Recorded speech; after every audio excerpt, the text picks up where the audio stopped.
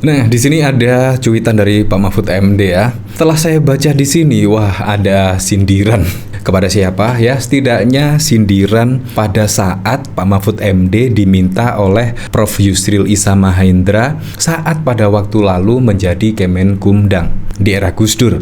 Nah, di situ bahkan Profesor Yusril tersebut bahkan meminta yaitu Pak Mahfud MD untuk menjadi Hakim Agung. Nah, tetapi pada waktu lalu terkendala soal batas usia, yaitu untuk menjadi calon Hakim Agung tersebut minimal berusia 50 tahun. Dan di situ Pak Mahfud MD masih berusia 42 tahun. Artinya di situ Pak Mahfud MD gagal, yaitu menjadi Hakim Agung gara-gara usia Hakim Agung tersebut minimal yaitu 50 tahun. Nah, di sini menurut saya sangat telak sekali ya. Bahkan Pak Mahfud MD ternyata itu pernah mengalami seperti apa yang dialami oleh Gibran. Tetapi Pak Mahfud MD kan tidak punya koneksi via jalur MK misalnya, tidak punya koneksi yaitu presiden misalnya. Akhirnya ya tentang Hakim Agung di situ akhirnya Pak Mahfud MD juga tidak memenuhi syarat karena terkendala syarat usia minimum yaitu calon Hakim Agung di sini.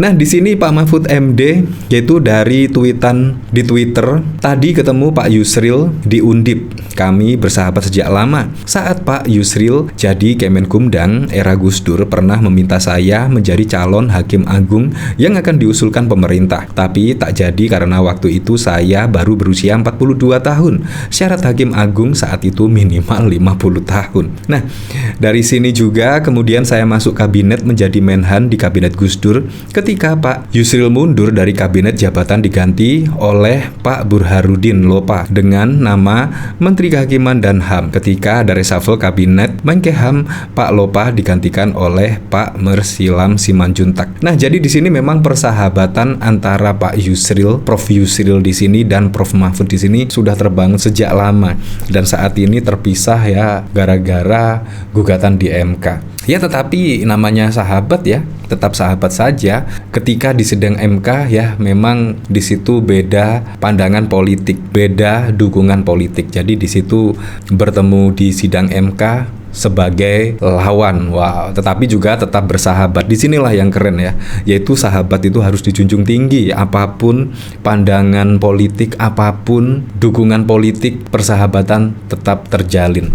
Ya, menurut saya sangat keren sekali, yaitu ketika Prof Mahfud di sini bertemu dengan Prof Yusril di sini. Nah, dari sini saya juga penasaran ya, kira-kira komentar-komentarnya seperti apa.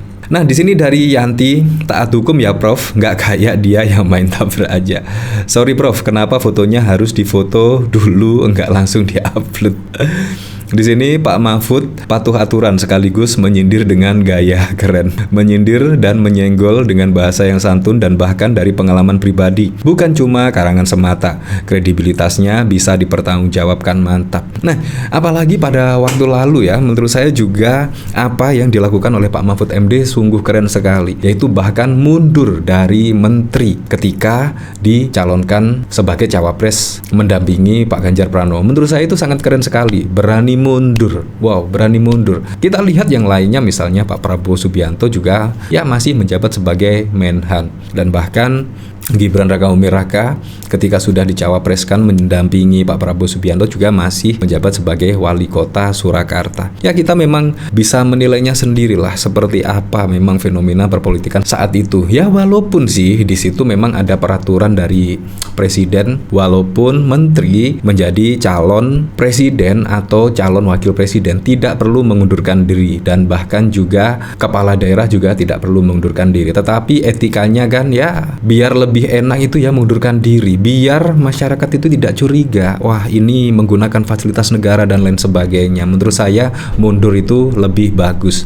Nah, dari sini bahkan pada waktu lalu ya, yaitu bahkan MK di sini, putusan MK bolehkan capres cawapres di bawah 40 tahun asalkan pernah atau sedang jadi pejabat negara. Kalau kita lihat pada waktu lalu ya, di situ memang minimal usia capres dan cawapres itu adalah 40 tahun. Dan akhirnya juga di sini wah dirombak ya. Kemungkinan ada channel di sini ya, yaitu Anwar Usman sebagai ketua MK sekaligus yaitu paman dari Gibran, dan akhirnya ya setidaknya bisa meloloskan usia capres dan cawapres bisa di bawah 40 tahun asalkan pernah atau sedang menjadi pejabat negara. Ya, menurut saya ini juga peraturan yang sangat keren. Tetapi menurut saya untuk kedepannya, untuk pemilu kedepannya, yaitu pada Pilpres 2029, menurut saya itu yang lebih bagus. Jadi di sini sangat tiba-tiba sekali lah. Nah, jadi memang masyarakat menurut saya juga tidak salah kalau melihat fenomena ini ya sebagai bentuk nepotisme dan lain sebagainya. Menurut saya juga tidak salah, yaitu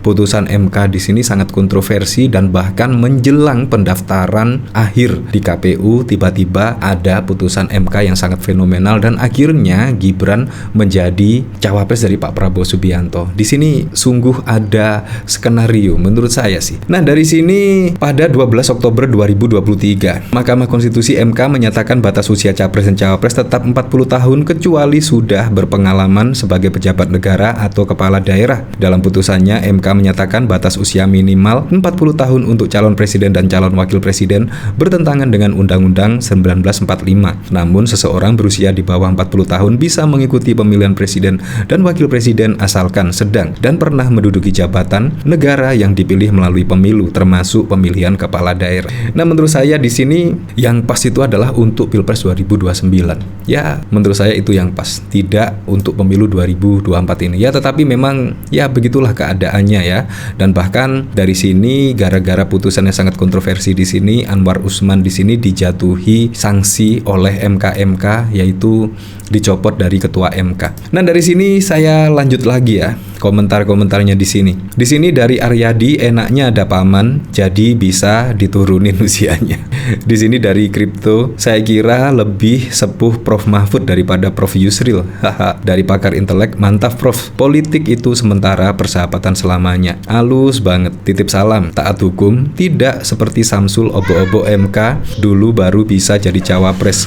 Udah gitu pakai alasan terserah rakyat yang memilih kan. Nah, di sini sangat lucu sekali. Ya, tetapi memang kita kembalikan lagi ke masyarakat lah seperti apa. Tetapi yang jelas apapun dan siapapun presiden dan wakil presiden yang mendatang, semoga saja bisa merealisasikan semua program-program dan janji-janji kampanyenya sehingga bisa dirasakan manfaatnya langsung oleh masyarakat.